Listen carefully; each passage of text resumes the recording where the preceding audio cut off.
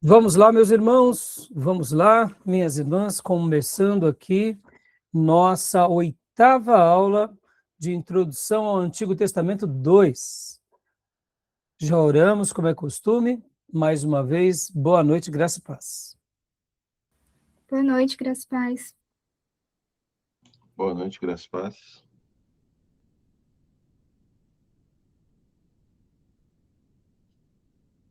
Com muita alegria que estamos aqui, dando início à nossa 8ª aula. Estamos tratando aqui sobre os profetas, em específico os profetas menores. Iniciamos na última aula sobre os profetas menores, falei sobre Amós e Oséias. Hoje vamos continuar falando sobre Obadias, Joel, Jonas e Miqueias. Pretendo fazer os 4 profetas. Mesmo sendo profetas pequenos, a riqueza dos textos deles são inenarráveis. Então a gente vai se divertir bastante aqui, tá bom? Então vamos lá, meus irmãos, vamos lá.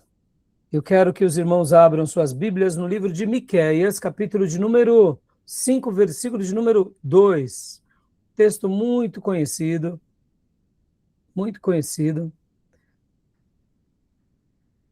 por nós, principalmente numa data específica do ano. E eu quero ler esse texto e quero abrir nossa aula com ele, tá bom?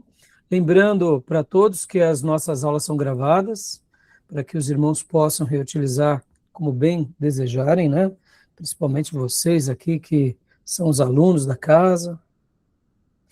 Gravamos também porque essas aulas farão parte do currículo para os irmãos que estudarão em IAD, e também gravamos para abençoar o maior número de pessoas, alunos, pastores, seminaristas, estudiosos, que queiram aprender sobre esses temas, sobre os módulos e principalmente sobre a Bíblia.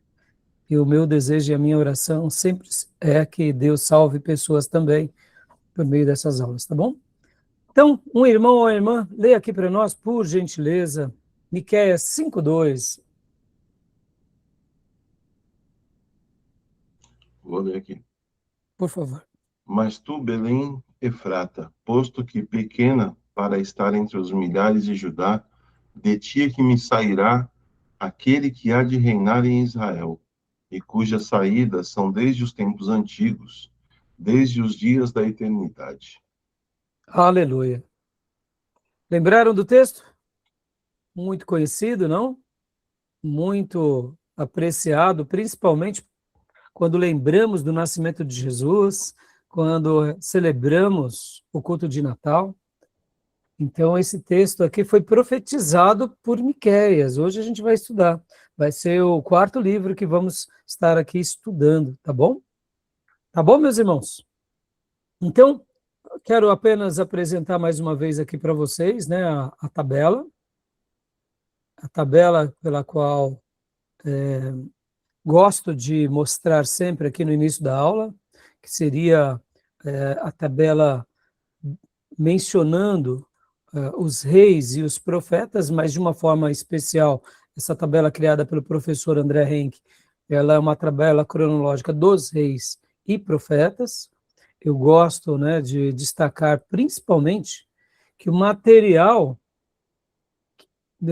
dos livros históricos, como conhecemos, né, Samuel, primeiro livro e segundo, Reis, primeiro livro e segundo, na realidade foram escritos por profetas, tá? Então não esqueçam disso. O Velho Testamento, o profeta está ali o tempo todo, trabalhando em sintonia com os sacerdotes, com os pastores, com os monarcas. Aliás, a Bíblia é a grande profecia de Deus para todos nós, tá bom? Então, aqui, só falando rapidamente, né, na última aula falamos de Amós e de Oséias. Hoje falaremos de Obadias, falaremos de Joel e falaremos de Jonas e também de Miqueias. Olha só os profetas aqui. Num período de 250 anos, tem grandes líderes, grandes pessoas aqui totalmente envolvidas nesse ministério tão abençoado, né? Então, olha só que coisa linda. Olha só, a gente tem o profeta Elias, o profeta Eliseu na tribo do norte, temos Obadias, Joel, temos Jonas, temos Amós, Oséias, o profeta Isaías e o profeta Malaquias. Vamos por aqui uma média de quase de 250 anos, profetas de alto calibre que marcaram a história do povo de Deus no Velho Testamento. E um pouquinho depois a gente tem também mais uma leva. E podem ver que hoje a gente vai parar por aqui. Então a gente vai estar prosseguindo nas próximas aulas, trabalhando sobre aquilo que chamamos de profetas maiores e menores. Tá bom? Então, vamos lá. Vamos agora trabalhar aqui em cima do material de Obadias. Eu quero compartilhar para vocês aqui um slide, né? Nós temos trabalhado sobre o material, que é o material no livro-texto do Archer Júnior, como vocês sempre me ouvem falar, né? Que é o nosso livro-texto. Temos trabalhado também aqui no Rio e no Alto, e os slides são baseados no Stanley Ellis. E então a gente vai agora mergulhar no slide, e é claro, sempre fazendo uma ponte entre essas três obras, tá bom? Paz, Diegão. Graças a paz, pessoal. Então, meus irmãos, vamos lá. Olha só. Obadias. É difícil pregarmos sobre Obadias, mas depois dessa aula de hoje, vocês nunca mais se esquecerão de Obadias. Porque é uma aula, eu diria, que vai marcar o coração de vocês da maneira em que a gente vai estar trabalhando aqui, não tenho dúvida. Porque quando falamos assim, o profeta Obadias, né, a mensagem de Obadias, tá bom, é uma sentença contra Edom. Mas que tipo de sentença é? E aqui que vai entrar, eu diria, o grande destaque. O grande destaque vai se dar a partir daí, porque a gente vai aprender aqui com Obadias que Deus estava querendo curar essa relação de mais de 1000 anos de rancor, de ira, de ódio entre esses parentes, né? Porque vocês lembram que Edom, e eles nascem de Esaú, o irmão de Jacó, ambos filhos de Isaac. Ou seja, são povos parentes. Mas aí eu pergunto, parentesco aqui deu certo? Parentesco aqui foi meio tempestuoso? Parentesco aqui foi de que forma? Como que esses que iniciam esse povo e depois as suas demais gerações, como que eles se comportam, né? Então a gente vai aprender aqui agora com Obadias, tá bom? Beleza? Então, Diego, faça as honras para nós, filhote. Leia para nós aqui o primeiro slide. Por isso que eu falei há pouco, né, irmãos? Obadias é um livro que quase ninguém estuda, não é porque não seja relevante, mas é um livrinho pequeno, né? É um livro pequeno. Quem já pregou aqui sobre Obadias?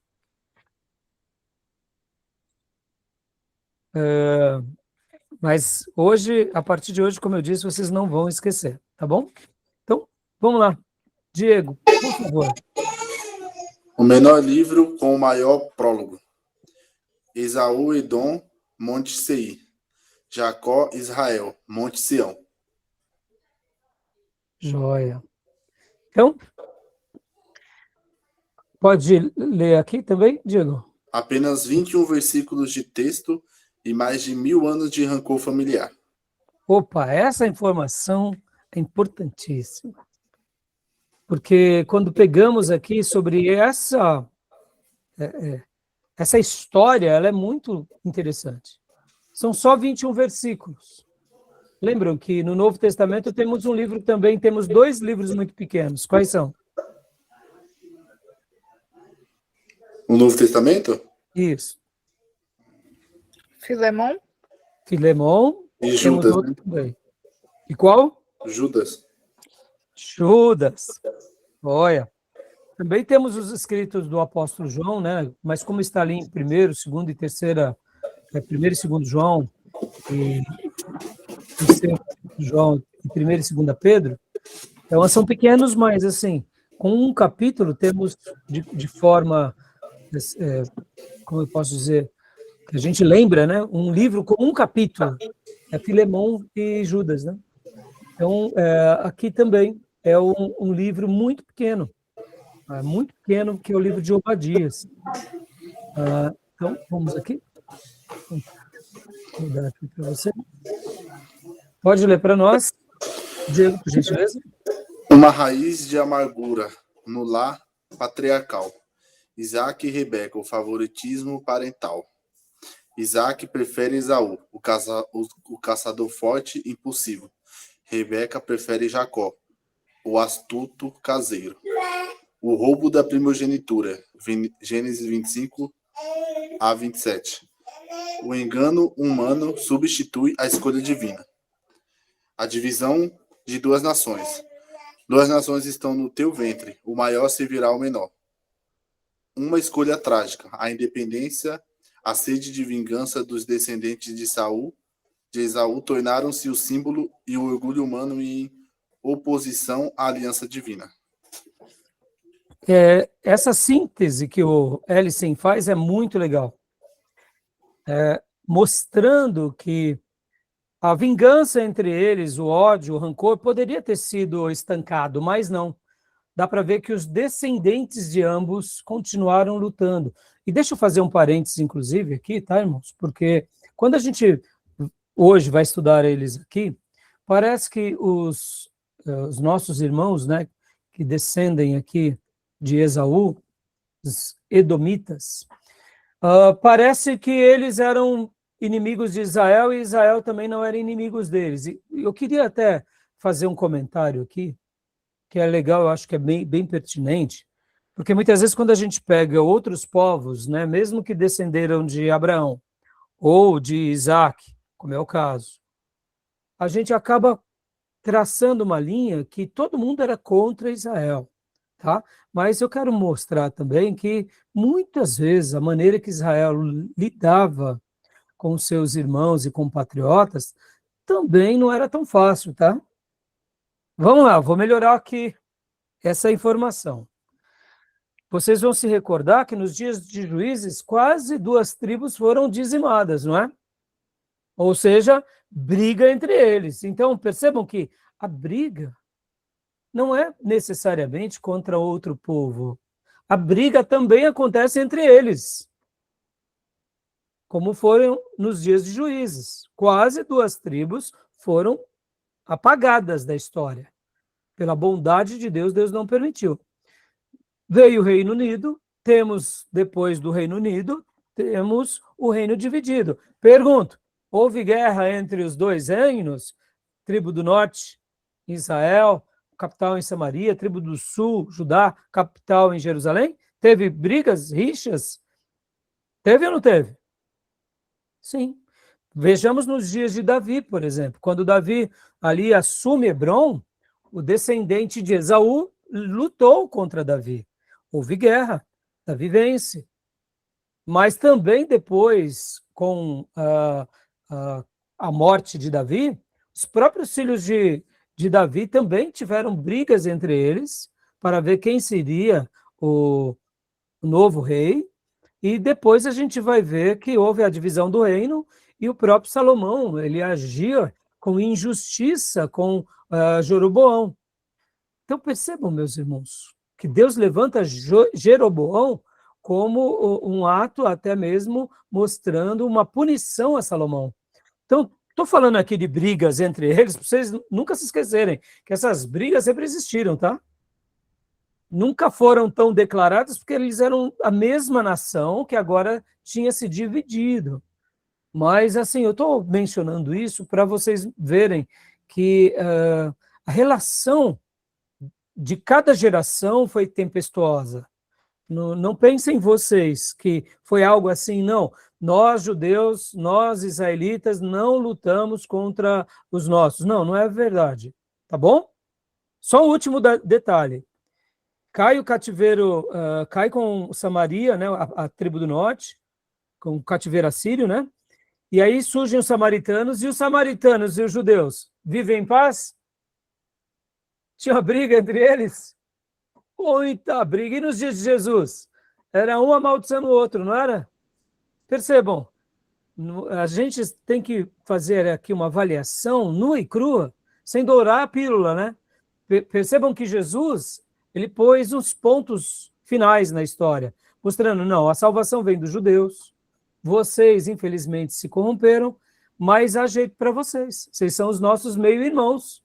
Pode ver que o evangelho vem para os judeus, Jesus mesmo diz isso, que o evangelho veio para os judeus, dos judeus vai para todas as demais nações. Mas podem ver que até a ordem é Jerusalém, Judeia, Samaria, e aí depois as outras nações. Entenderam? Percebam que, mesmo depois da queda da tribo do norte e a queda da tribo do sul, a inimizade sempre existiu. Não estou querendo aqui justificar, né, fazer aqui uma defesa de quem está mais certo ou errado.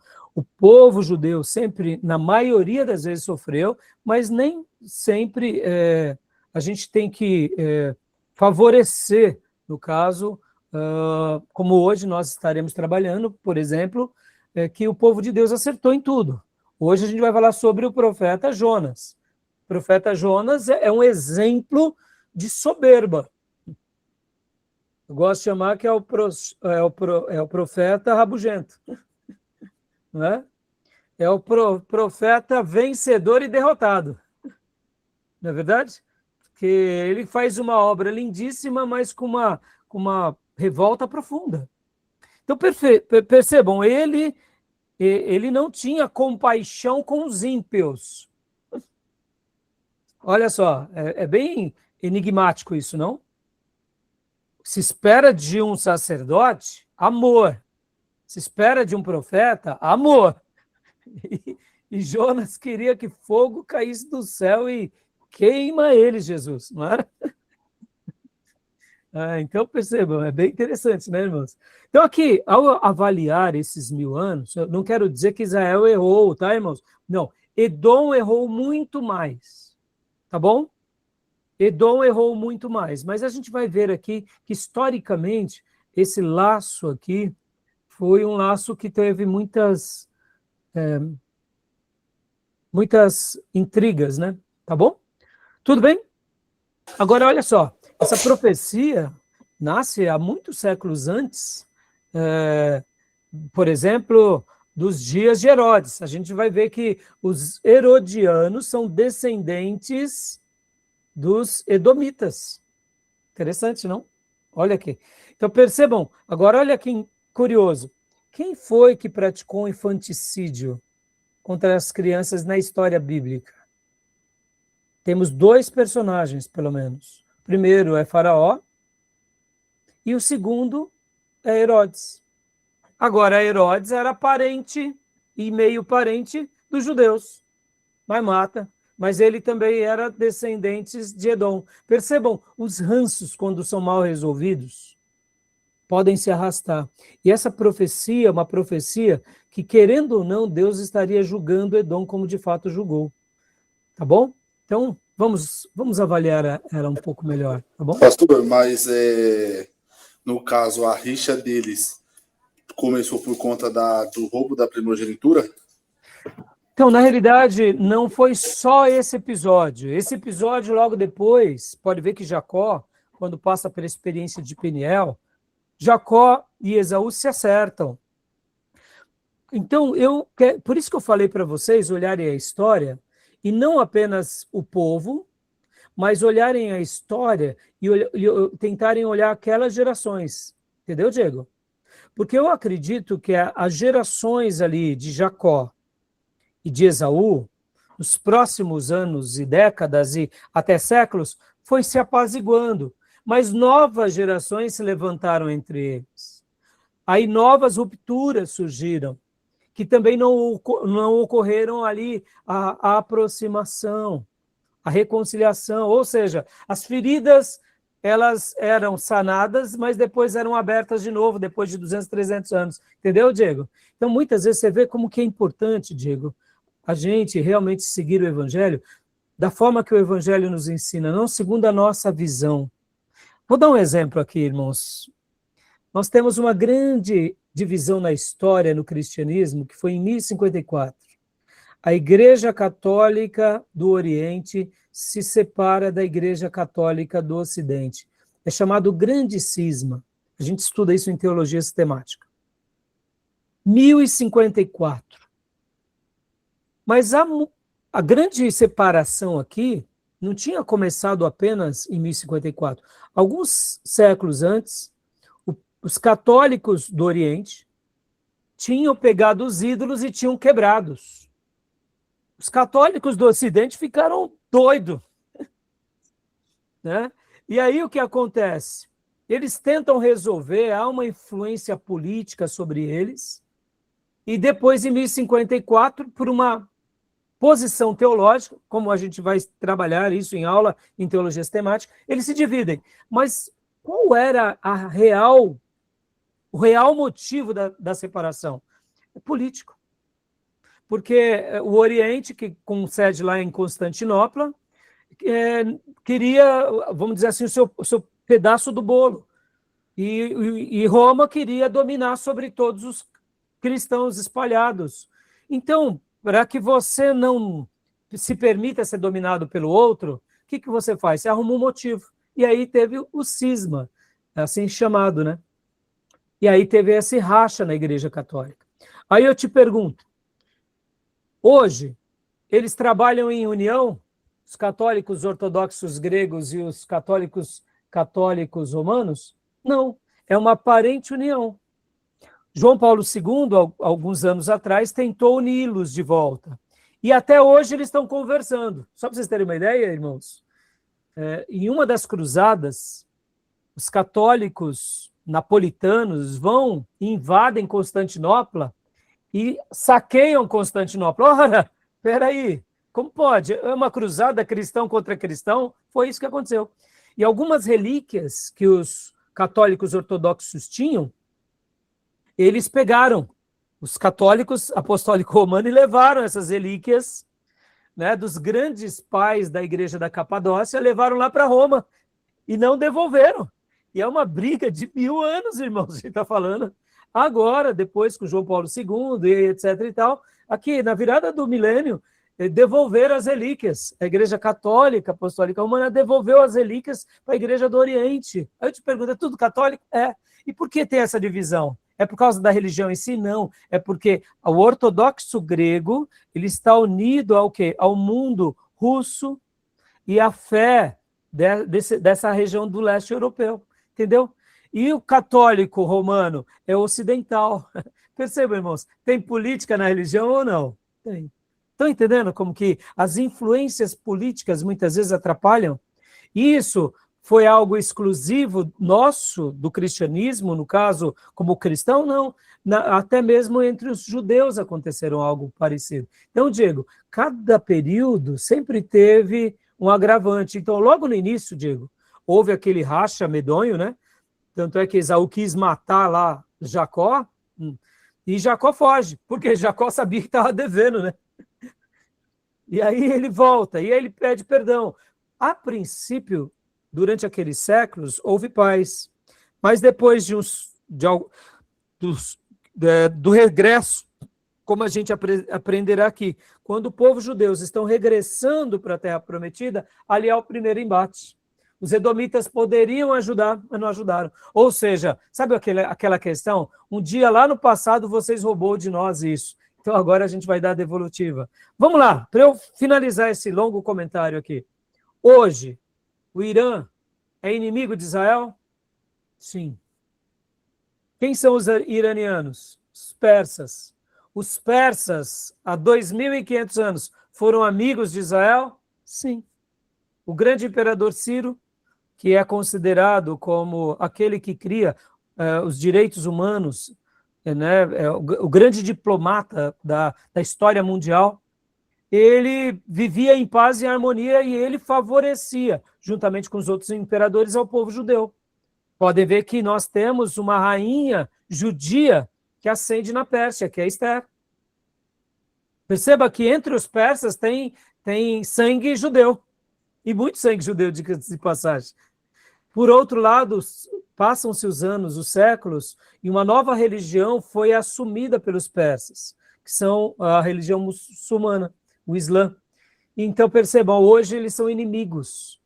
Percebam, são o mesmo povo, a mesma etnia, mas gerações diferentes por causa de questões políticas ou, ora, por causa de questões religiosas. Percebam que cenário, que daria para a gente pintar um quadro assim? Falar, ó, um dia acontecerá isso? Seria muito improvável, mas a história da humanidade ela é viva, né? Ela vai acontecendo, tá bom? Então, explicou, Diego? A gente vai ver aqui um pouquinho o quadro, né? Então, leia para nós, Diego, por gentileza. A voz anônima no fogo cruzado. Esquerda, corrupção política. Rei Jeorão governa Judá 848 a.C. Assassina todos os seus irmãos ao assumir o trono. Direita, apostasia religiosa. A rainha Atalia, filha de Acabe e Jezabel, instaura o culto a Baal. Nome, Obadias, servo do Senhor. Um nome comum como Abdullah ou Onésimo. Identidade oculta. O profeta paga a si mesmo para que a mensagem de Deus brilhe. Abaixo, o preço. Elias profetiza contra Jeorão. O rei morre de uma terrível doença intestinal. Devido à iniquidade de Judá, Deus permite que Edom se rebele e que árabes e filisteus pilhem Jerusalém. Obadias recebe a sua visão logo após esse desastre. Então, percebam que essa é uma obra que nasce depois que Israel foi pilhado por uma invasão. Então, eles passam por um caos, né? A gente vê que há o rei Jeorão, que ascende, né, ao governo. Logo depois, Atalia, também, que é aquela outra rainha maldosa, a única rainha que acaba com todos os descendentes de Davi, só sobra Joás, aliás, e eles estão no meio de um caos, e o próprio profeta Elias profetiza, inclusive, é um dos únicos textos que Elias escreve uma carta e dá para Jeorão, e ele morre de uma forma trágica.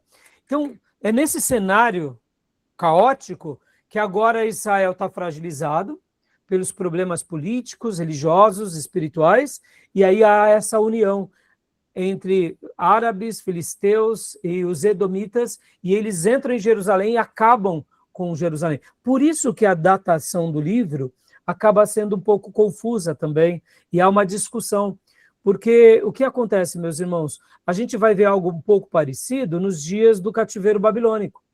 Logo depois que eles estão fracos, os outros povos ao redor vão lá e pegam o resto do que sobra.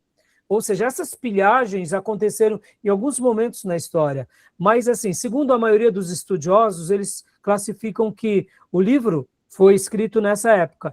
Nós não temos informações sobre o próprio Obadias, porque ele queria que a mensagem ficasse destacada. E como lemos aqui, a palavra Obadias significa o servo do Senhor. Ele queria que a mensagem do servo fosse o grande alvo a ser escutado e aprendido por todos. Obadias era um nome comum como Abdullah em hebraico, em árabe, ou Onésimo também no Novo Testamento, tá bom? Tá joia até aí? Então, continuando aqui.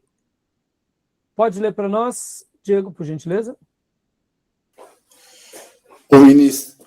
O mistério da datação, o funil das 5 pilhagens. Como há pouco eu mostrei, aqui vai mostrar essas 5 pilhagens, e por isso que, assim, guardem isso, irmãos, os estudiosos ficam trabalhando entre essas duas datas, ó, elas seriam as mais prováveis, tá? 586, como eu mencionei, ou 845. Por outro lado, a maioria dos estudiosos vão falar e vão defender que a data é 845, porque se caso tivesse uma informação sobre a Babilônia, por exemplo, ou a queda do templo, ou alguma outra coisa, aí eles falariam, não, realmente é depois da queda do templo. Mas essa é uma discussão. Então, leia para nós, Diego, por gentileza, a primeira. 926 a.C., pelo Egito, eliminado sem Edom. 790 a.C., por Israel, eliminado sem Edom. 597 a.C., por Babilônia, eliminado sem Edom. Deixa eu dar uma pausa e uma explicação aqui.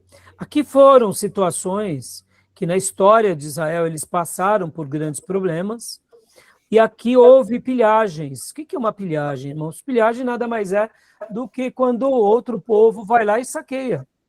É como chamamos, né? Muitas vezes é o despojo, você vence. Só que o despojo é vencer pela batalha. A pilhagem já é mais... seria praticamente que vem um povo mais forte e já sai pegando tudo. O povo não tem nem muita defesa, nem reclama muito, porque sabe que vai morrer se não aceitar ser saqueado. Então, pilhagem é um saque, né? Mas isso acontecia na antiguidade. Podem ver que nos dias do juiz acontecia isso com muita frequência, né? Os inimigos do povo de Deus. E agora aqui, Diego, leia para nós. Doutor, uma dúvida aqui. No caso, isso daí aconteceu que nesse caso de ser saqueado. Era o Reino do Norte que aconteceu isso? Porque aqui não, tá aqui, nesse caso foi pelo próprio Israel, no caso, pelo Egito, aliás. Isso, aqui muitas vezes, um lutando contra o outro. Ah, entendi. Vocês lembram que nos dias de Acabe com Josafá, eles tentam fazer uma aliança. Mas tinham vezes que o rei do norte não estava em aliança com o reino do sul. Entendi. Então, assim, havia um certo desconforto, né? Pode ver que aqui, em 597, essa pilhagem foi por quem? Pela Babilônia. Tá bom? Pode ler aqui? 586 a.C., por Babilônia mais Edom. Avança. 845 a.C., por filisteus árabes mais Edom. Avança. Isso, então por isso que eu mencionei, né, sobre essa questão, tá bom? Pode ler para nós, Diego? 1. Posição no cânon. Colocado na primeira parte do cânon hebraico, indica antiguidade. 2. Nível de destruição. Obadia descreve uma pilhagem, não a destruição total e exílio, de 586 a.C. Citação posterior, Jeremias 49, do 7 ao 22. Cita Obadias quase integralmente 240 anos depois. E aqui é uma informação muito interessante, irmãos. Por exemplo, né, pilhagem é uma coisa, destruição é outra. Pode ver que quase todos os escritores pós-queda de Jerusalém e do templo, eles fazem menção de dar essa notícia sobre a ruína. Aqui, por exemplo, também no terceiro ponto, Jeremias 49 vai ser uma réplica praticamente da profecia de Obadias, e isso era muito pertinente ser feito. Por exemplo, irmãos, quando a gente lê Obadias, você vê que ele está tendo uma visão do Senhor. Já Jeremias cita simplesmente a maldição contra Edom. Pastor, então, por que Jeremias não deu o nome? Ele não quis dar o nome. Não sabemos o motivo. Quem sabe apenas para destacar o tom poético. O Espírito Santo guiou ele nessa direção. Por outro lado, o que a gente entende, irmãos? Que Jeremias, ele usou não só esse texto, mas quando nós pegamos, por exemplo, 1º e 2º Reis, podem ver que o texto de Reis fala assim, conforme os textos, conforme as crônicas, conforme os manuscritos reais. Pode ver que o escritor de Reis usou várias fontes. Por isso que nós acreditamos que é Jeremias. Então é bem típico de Jeremias isso. Agora, é claro, irmãos, nunca subestime. Isso era um trabalho com muito zelo, com muito esmero, mas é numa perspectiva profética, sendo guiado pelo Espírito Santo. Podem ver que o livro do próprio Jeremias e Lamentações, tem dados históricos, mas tem o lado profético. Tem vezes que até a mesma composição do livro tem cortes, né? O Jeremias está falando numa certa época, de repente ele volta e fala numa outra época.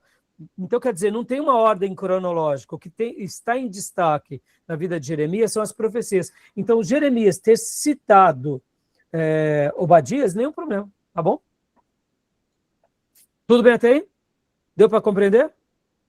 Então, por isso que e essa indicação aqui do cânon, quanto os 12 livros, irmãos, lembrando, né, quando pegamos a Bíblia, os 12 profetas menores, eles vêm sempre do mais velho ao mais novo, tá bom? Do mais velho ao mais novo. Porque lembrando que era colocado todos esses 12 livros em um rolo só, tá bom? Com exceção da versão Septuaginta, salvo engano, que tem um profeta, se eu não me engano, Joel, está invertido com Jonas ou coisa do tipo, tá? Mas fora disso, é do mais velho ao mais novo.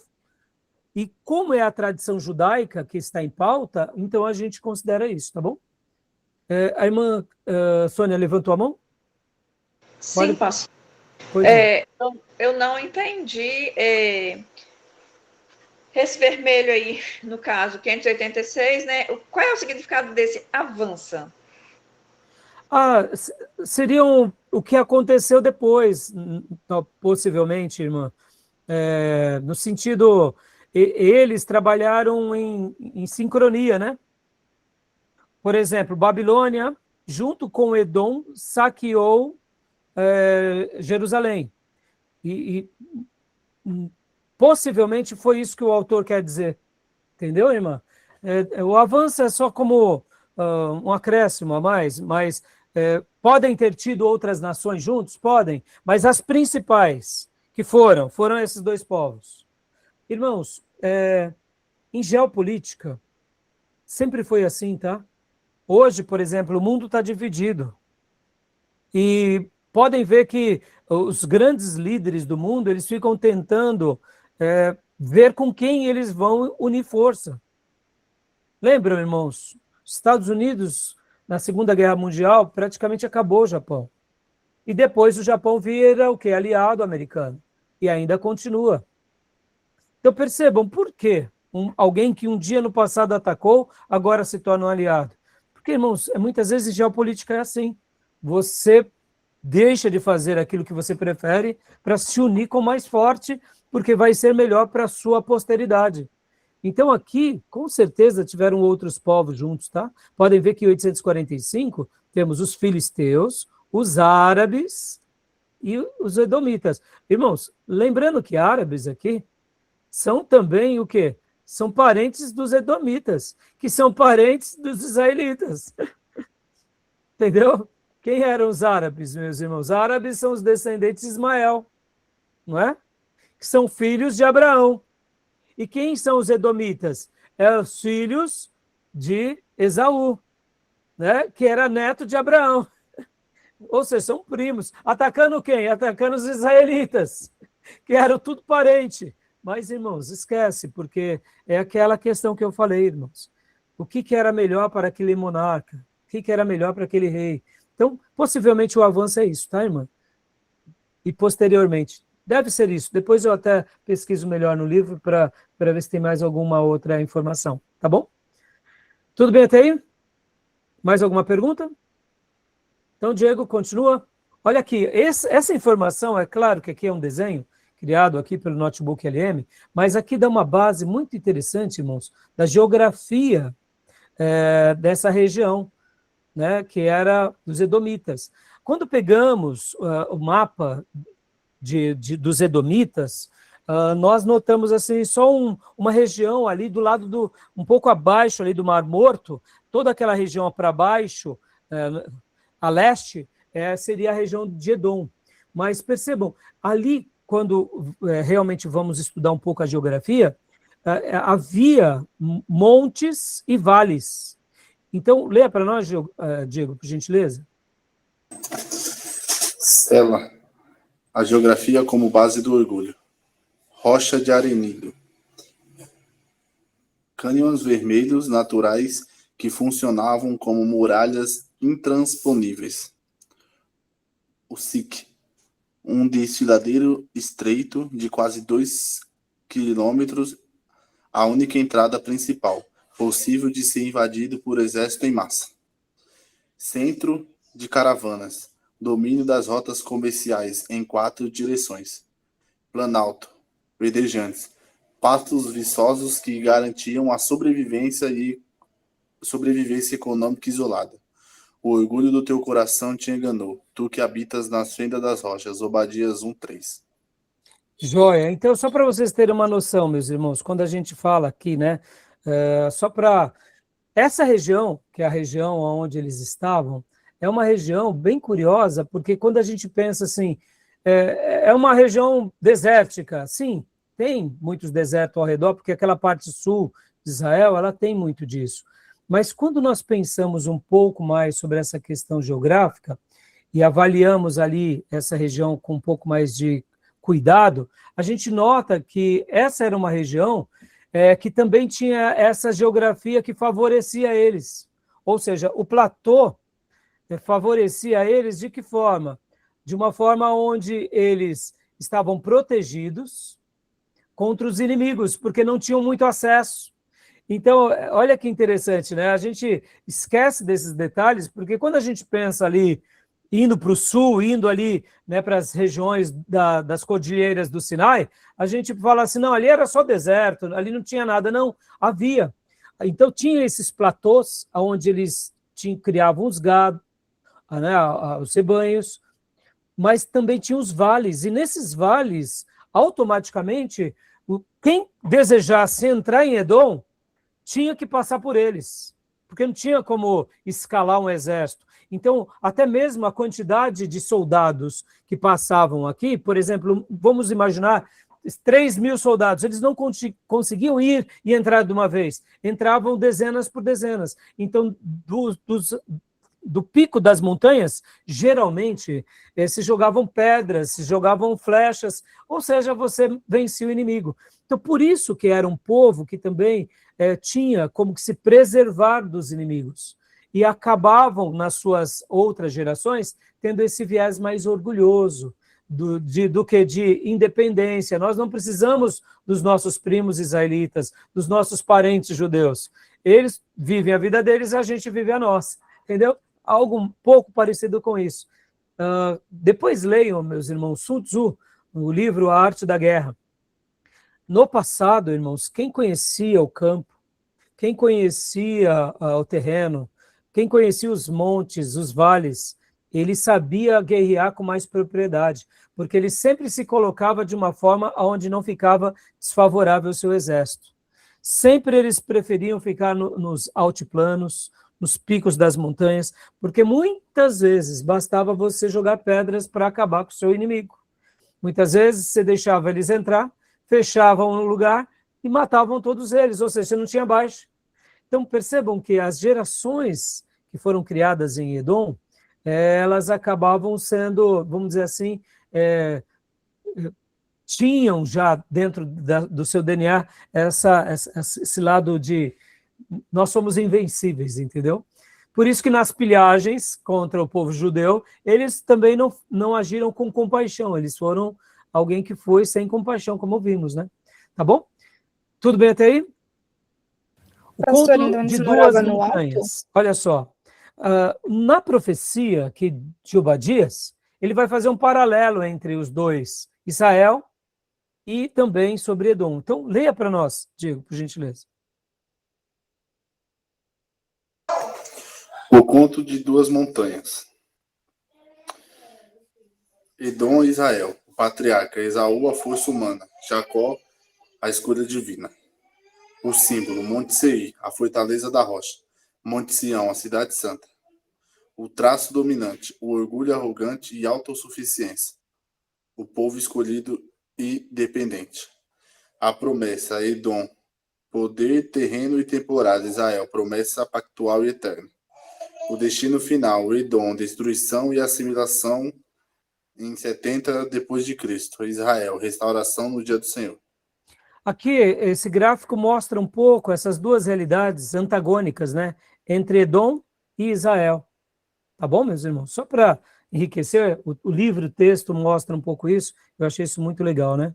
Tá bom? Aqui, ó, um milênio de conflito implacável. Aqui é onde vem uma linha. Essa linha é interessante. Percebam que aquilo que começou de forma mal resolvida entre Esaú e Jacó se estende nos dias de Davi. Depois temos aqui outras ocasiões. Leia para nós, Diego. São vários cismas, tá bom? E o final de tudo vai se dar literalmente no ano 70 depois de Cristo, como a gente viu agora, né? Porque a destruição final de Edom se dá no ano 70 depois de Cristo, tá bom, meus irmãos? Ou seja, é uma profecia que durou praticamente quase 1000 anos para ser cumprida, né? 1000 não, mas 800 e poucos anos, tá bom? Ou 900 e poucos anos, aliás. Leia para nós, Diego, por gentileza. 1406 a.C. e Edom recusa a passagem a Israel rumo a Canaã, números 20. Ó, lembra que eu falei? Mesmo que Jacó e Esaú se acertaram, os descendentes de Esaú não quiseram saber dos primos. Não quiseram favorecer. Agora eu pergunto, eles tinham conhecimento de causa de que Deus tinha livrado Israel do Egito? Tinha. Olha o orgulho, olha o Monte Seir. Estão entendendo, meus irmãos? Né? Se eu posso ajudar, mas eu vou ajudar quem está precisando? Não. Que Deus abençoe ele sozinho. Ou seja, eles não agiram aqui com o mínimo do respeito. Porque, de fato, o que eles viam? Eles viam a Israel com muita indiferença. Eles deveriam aqui ter dado passagem. Por isso que os povos que não deu passagem... Irmãos, a gente está falando uma coisa vital. É passagem para você conquistar a tua terra. Eles não deram. Entendeu? Depois aqui também, leia para nós. 922 a.C., Davi conquista Edom militarmente. Aqui já foi uma conquista bélica. Num primeiro momento, pode até ter parecido que resolveu, mas ao longo dos séculos a gente vai ver que não, porque 130 anos depois, é aí o episódio que a gente está vendo praticamente agora. Leia para nós. 860 a.C., Edom ataca Judá, mas é destruído por seus próprios aliados após a oração do rei Josafá. Percebam que 130 anos depois, Edom ataca Judá novamente. Opa, mas Davi não tinha conquistado? Tinha, mas não foi uma conquista onde eles permitiram conviver em paz com os israelitas. Nos primeiros momentos, se emanciparam de novo, e agora, ao invés de ter uma convivência harmônica, tiveram uma convivência hostil, porque aí eles tentam atacar, mas Josafá busca a Deus, clama a Deus e vence os edomitas. É um texto muito interessante esse. E agora vem o grande episódio, né? Que é a citação do profeta Obadias. Então, leia para nós. 845 a.C., o momento de Obadias. Edom aproveita a fraqueza de Judá para ajudar na pilhagem de Jerusalém. Ou seja, esses judeus já estão esmagados, agora a gente vai lá e esmaga mais um pouco, entenderam? Percebam? Por isso que agora vem a profecia. Deus mostrando um julgamento a Edom pelo ato vil deles. Continua aqui para nós, irmão, por gentileza. 586 a.C., a grande traição. Edom ajuda a Babilônia a destruir Jerusalém de forma vingativa. Salmo 137. É daí onde nasce o Salmo 137, meus irmãos. Ou seja, Jerusalém já foi punida por Deus, ainda vem os edomitas e joga ainda uma pá de cal. Está entendendo? Percebam como o rancor, quando ele não é curado, ele pode se alastrar pelas outras gerações. Meus irmãos, só Deus pode mudar o coração, e é por isso que Deus nos põe como uma igreja. Percebam o quanto a gente tem que se emancipar da política, porque muitas vezes a gente mistura a fé com a política, e a gente nunca mais volta a conversar com o outro por causa de questões políticas. É por isso que a verdadeira fé no Deus de Israel, no Velho Testamento, e a verdadeira fé no Cristo ressurreto, é uma fé que não compactua com a política. Porque só Deus para nos curar desses ranços. Porque senão, irmãos, a gente vai fazer nossas guerras santas e as nossas cruzadas, até mesmo na pós-modernidade. Estão entendendo? Aqui, 165 a.C., o que acontece aqui? Judas Macabeu toma Hebrom, nova capital edomita. Então, aqui é onde surge o livro de Macabeus. Aquele livro que é colocado depois pela Igreja Católica no cânon católico. Não para nós, protestantes e judeus. Mas percebam, é essa história. Então percebam que aqui, mais uma vez, é uma conquista. E aqui, em 126 a.C., João Hircano subjuga os edomitas, idumeus, e os força à circuncisão. aqui, olha só, em 126, há uma conversão obrigatória, meus irmãos. É daqui que nascem os idumeus, como nós estaremos aprendendo daqui a algumas semanas. Porque quando entrarmos em Introdução ao Novo Testamento 1, a gente vai falar um pouco da família herodiana. Quem era Herodes, irmãos? Herodes, ele era um edomita, ele era um idumeu, mas ele também tinha sangue judeu. Por quê? Porque João Hircano, aqui quando conquista Edom, obriga todos eles virarem judeus. Sabe? Ou você está convertido ou sua cabeça está decepada. Sabe algo mais ou menos do que aconteceu nas cruzadas? Ou você é convertido ou você está morto. Então, percebam. Por isso que Roma, quando nomeia Herodes, ele era um tipo de líder político misturado religioso. Ele tinha o favor de Roma, mas ele não tinha o apreço do povo, porque ele era um misturado, um judeu misturado. Entenderam agora o porquê Herodes manda matar as crianças? Porque, de fato, eram meios parentes dele, não eram inteiros. Pergunto, justifica o infanticídio de Herodes por qualquer motivo? Não, mas quando os magos vieram dizendo, onde está o rei dos judeus? E os sacerdotes disseram, ele nasce em Belém. Em outras palavras, estava dizendo para o grande rei Herodes, que tinha feito obras monumentais em Jerusalém. Irmãos, assim como Acabe foi um rei que teve muitas construções e edificações, o segundo depois de Acabe foi Herodes. Ele repagina o templo. Podem ver que o segundo templo agora recebe o nome de Templo de Herodes, ou o terceiro templo. Ele cria palácios, casas de veraneio. Por exemplo, em Jericó, ele criou uma casa de veraneio em Jericó. Em muitas outras regiões, ele era muito poderoso, mas ele não era amado pelos judeus, porque ele era um sangue misturado. Percebam? E aí, quando os judeus, os líderes, os escribas dizem, o rei nasceria em Belém, e os magos não voltam para avisá-lo, ele viu ali o quê?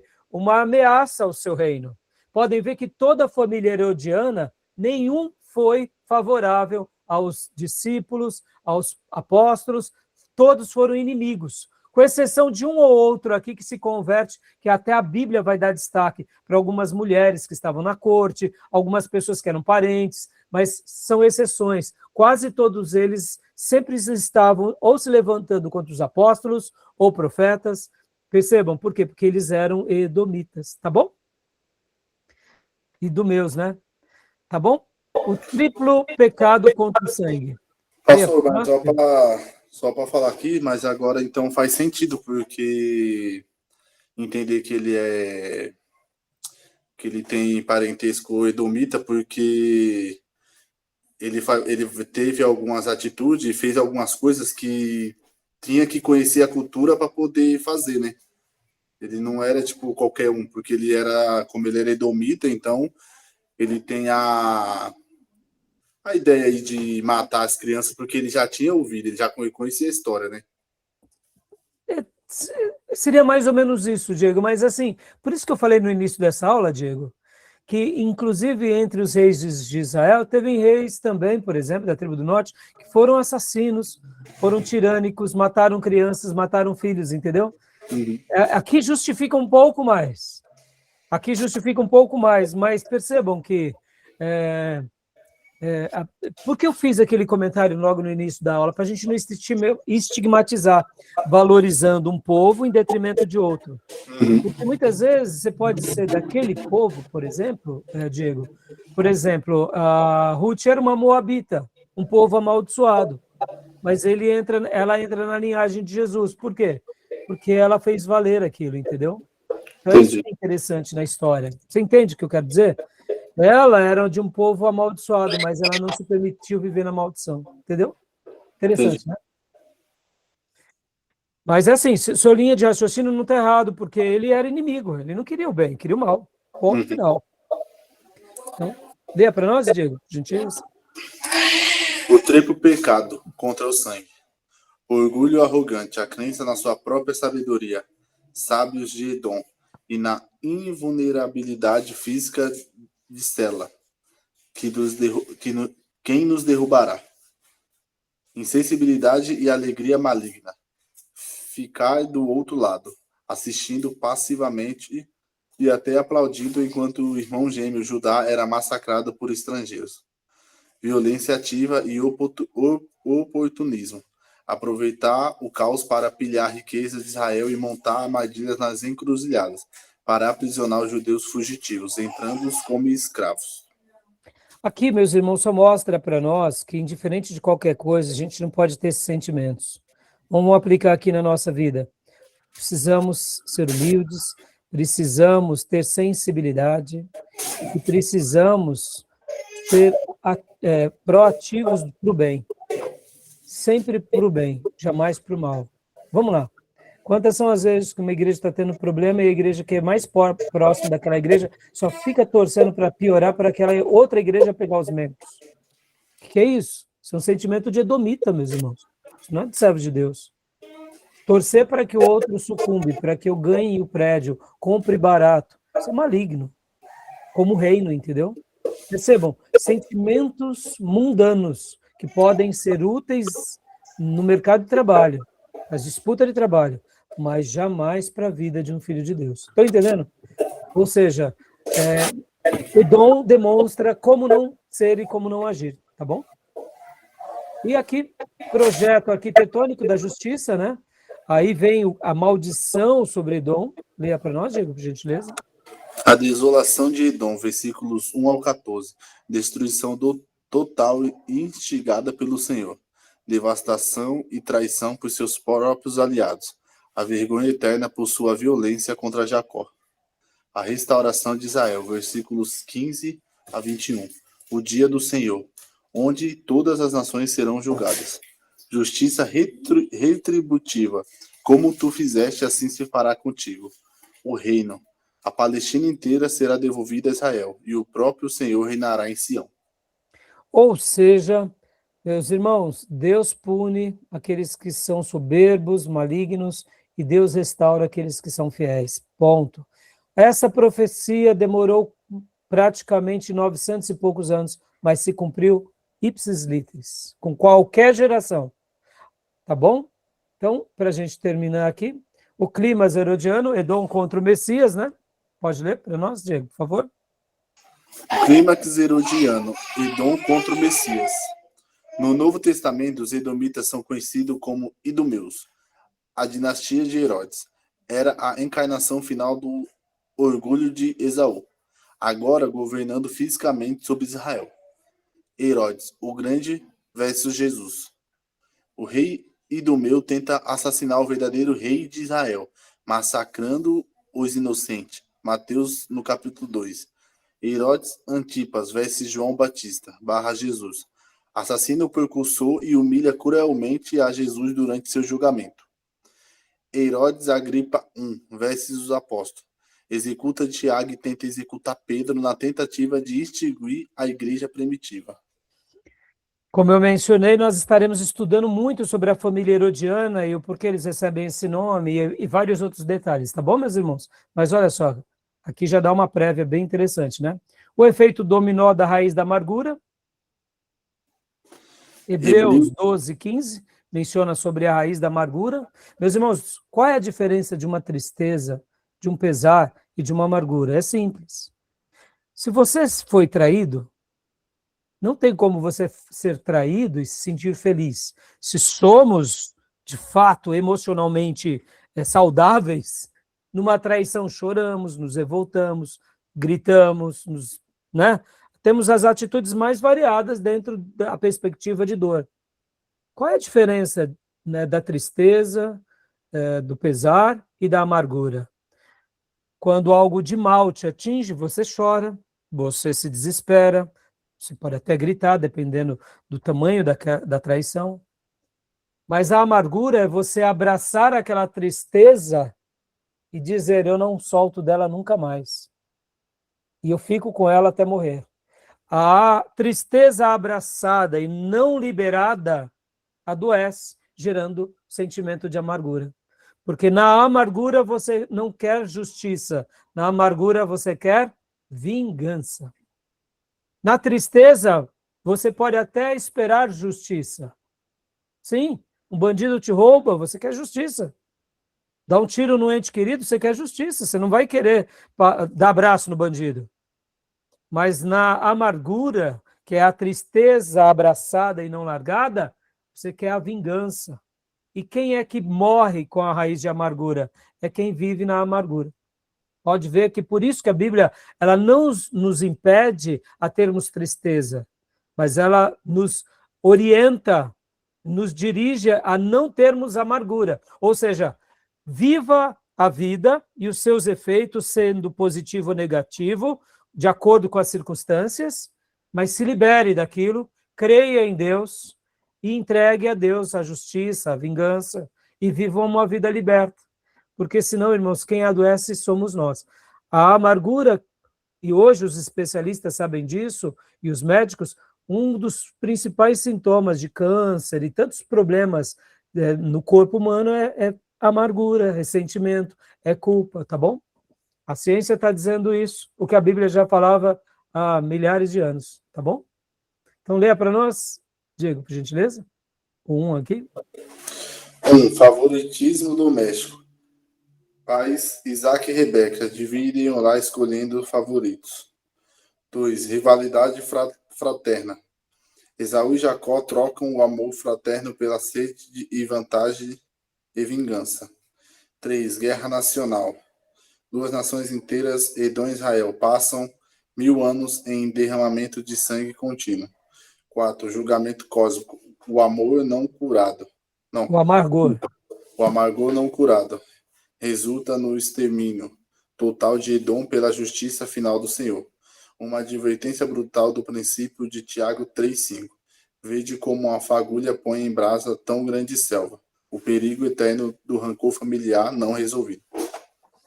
Linda essa citação, não?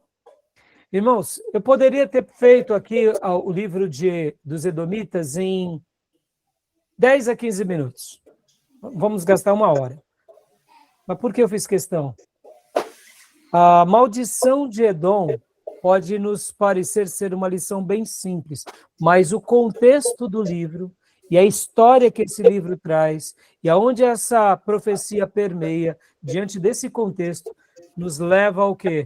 A olhar esse livro com essa premissa sobre questões mal resolvidas e relacionamentos truncados. Olha só, que interessante, não? Então, percebam como esse livro pode ser usado por nós. Como essas mensagens podem servir como ilustrações a um tema tão presente na nossa vida, que é a arte de saber perdoar, a arte de poder resolver, porque são 1000 anos de conflitos e guerras, que poderia ter sido resolvido logo lá no início, não é verdade? Tá bom? O destino final, assimilação e pó. 300 anos antes de Cristo. Perda da terra. Os árabes nabateus invadem e expulsam os edomitas de sua fortaleza inexpugnável, Silá. 70 anos depois de Cristo. O expurgo romano em sua última cartada. Os edomitas aliam-se aos romanos para arruinar Jerusalém. O fim. Após a queda de Jerusalém, os edomitas são incorporados à Arábia, pátria pelos pátria pelos romanos. Eles desaparecem das páginas da história para sempre. Pode ler a última frase? Um povo dotado de força e sabedoria que vendeu seu direito de primogenitura. A cidade invulnerável caiu. O monte Sião permanece. Entenderam, meus irmãos? Olha que lição que é esse livro, não?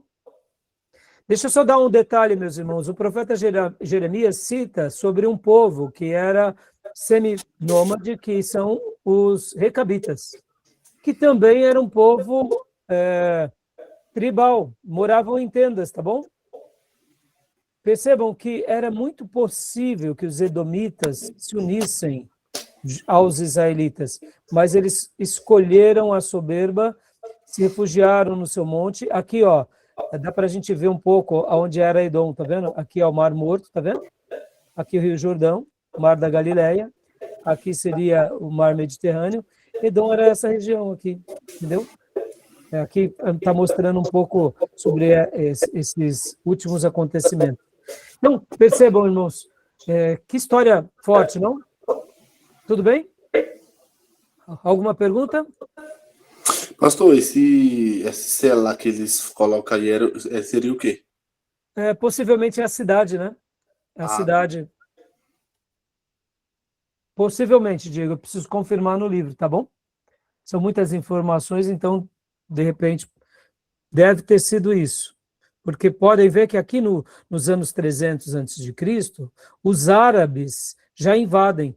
Então, é bem provável que daqui para cá, meus irmãos, que aqui já teve uma mistura muito grande, tá? Mas percebam que eles se mantiveram ainda, vamos dizer assim, não tão próximo dos judeus, né? Lembra aquela conversão obrigatória?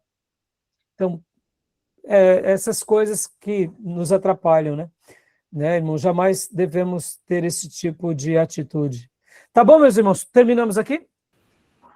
Fechou? Pastor, Pois não. aquela imagem lá da geografia, eles moravam no alto, então, das montanhas?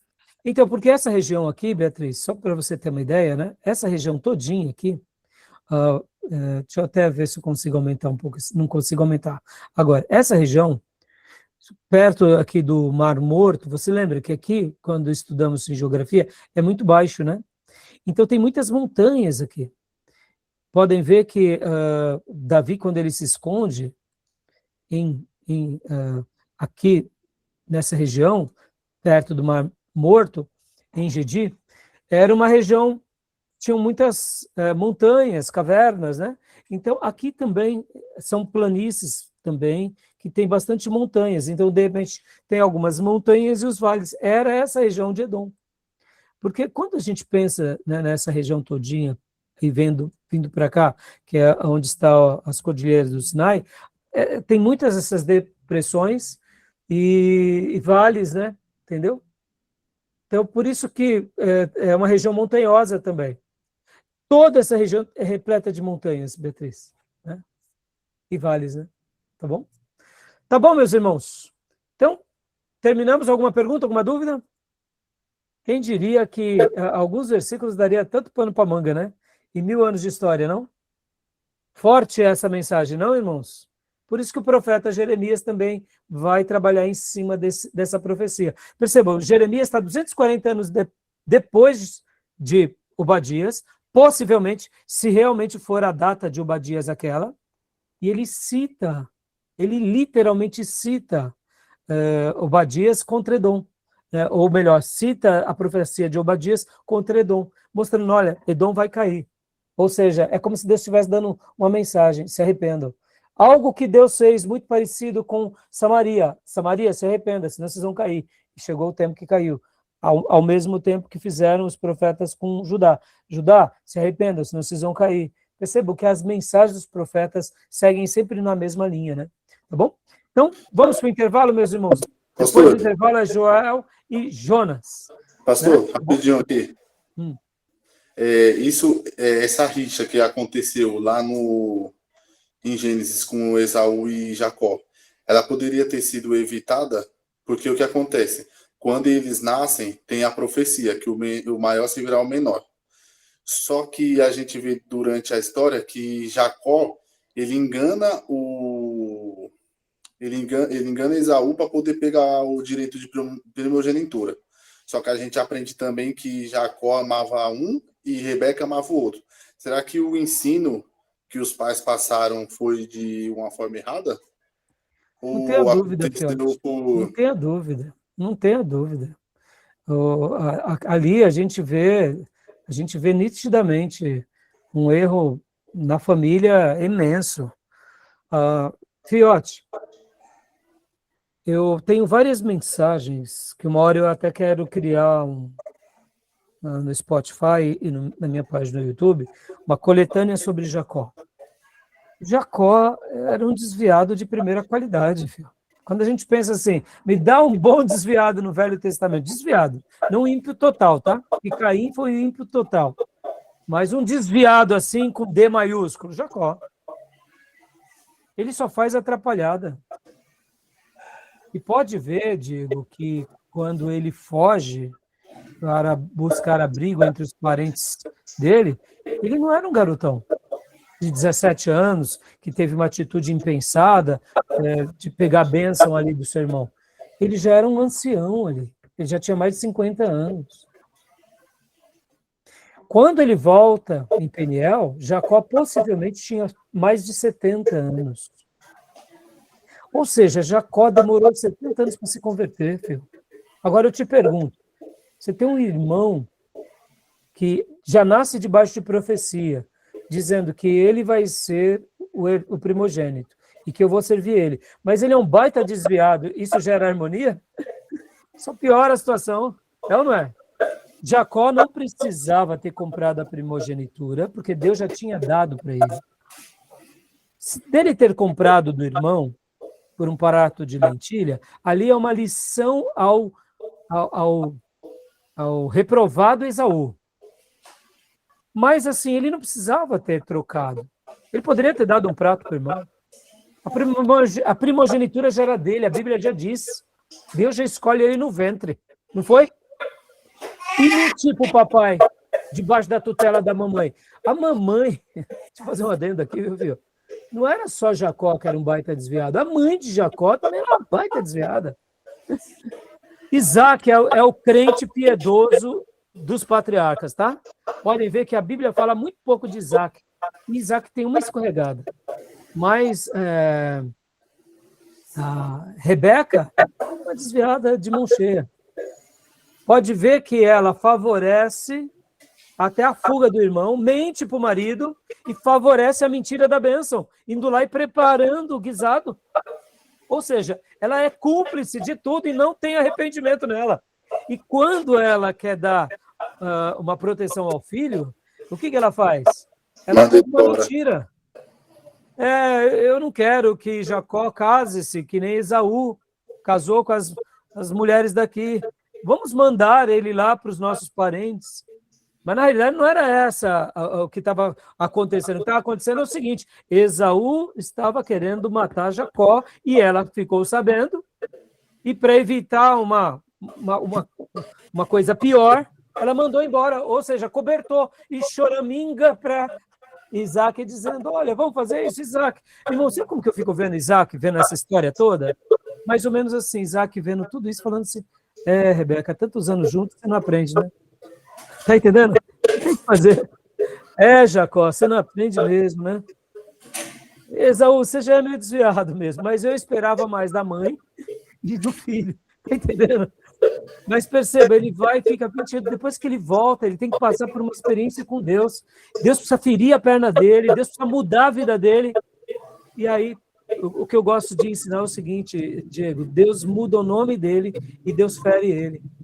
Perceba, ele vivia como Jacó durante 70 anos, ereto.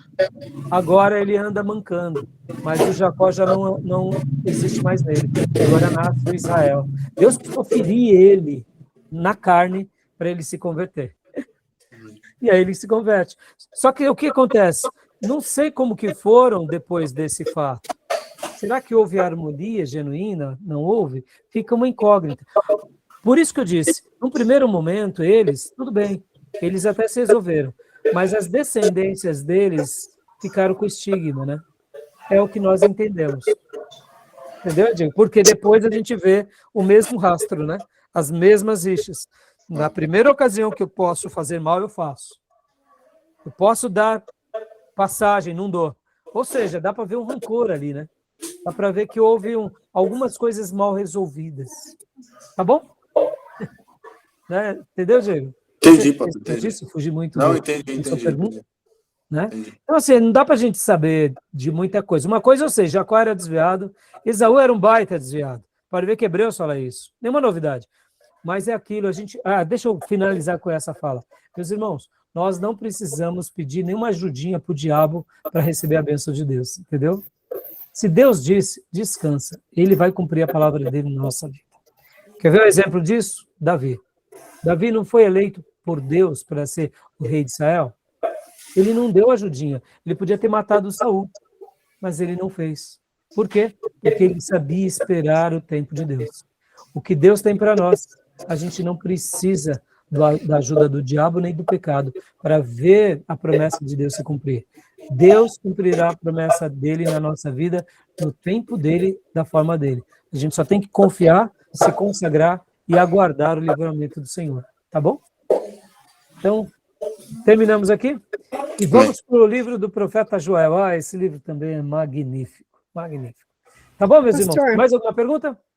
Então, no caso, os dois foram errados, tanto Jacó quanto Esaú. Fia, Jacó, pode ver que ele se converte aos 70 anos. Esses primeiros 70 anos, mesmo que ele tenha comprado ali a primogenitura como um espertalhão, não vamos entrar muito no mérito. Ele viu ali o irmão desprezando. Mas o que eu quero dizer é que a gente nota que, tirando a primogenitura que ele compra, a bênção ele trapaceia, a fuga ele trapaceia, e ele põe outros para trapacear com ele. Ele só vai aprender um pouquinho lá com Labão, porque agora com Labão ele colhe tudo que ele plantou, que agora o grande trapaceiro é trapaceado. E lá com Labão ele vai orar, vai pedir a misericórdia de Deus. Ou seja, não foi em Betel que ele se converte. Até em Betel ele foi um sem vergonha, com todo respeito à expressão. Ele disse para Deus, Deus, se o Senhor me abençoar, eu dizimo. Meu irmão, você está fugindo, sua cabeça está na guilhotina, você ainda está fazendo barganha com Deus. Então eu fico vendo Deus lá no céu dizendo, Jacó, Jacó, Jacó. E eu fico vendo Isaac nesse enredo todo, irmãos. Mais ou menos como aquele pai piedoso que ora e fala, filho, um dia você vai ter um encontro com o Eterno. Enquanto isso que você está plantando, você vai colher. É assim que a gente tem que ver a vida, viu, meus irmãos? Muitas vezes, até na igreja, viu? Deixa eu falar aqui. Muitas vezes tem um irmão lá na igreja que é o Jacózão, é o espertão, passa todo mundo. Não se preocupe, não. Deus vai trabalhar com ele. O Jacó vai dar trabalho até pra gente. Tem hora que o Jacó vai até trair a gente, vai mentir pra gente. Mas não se preocupe. Quem vai tratar do Jacó é Deus, tá bom? Olha aí, quanta lição deu Obadias, hein? Ai, meu Deus do céu. Tá bom, meus irmãos? Fechou? Fechou. Fechou. Então vamos parar aqui, vamos para o intervalo. A gente volta já em instantes, tá bom? Tá bom.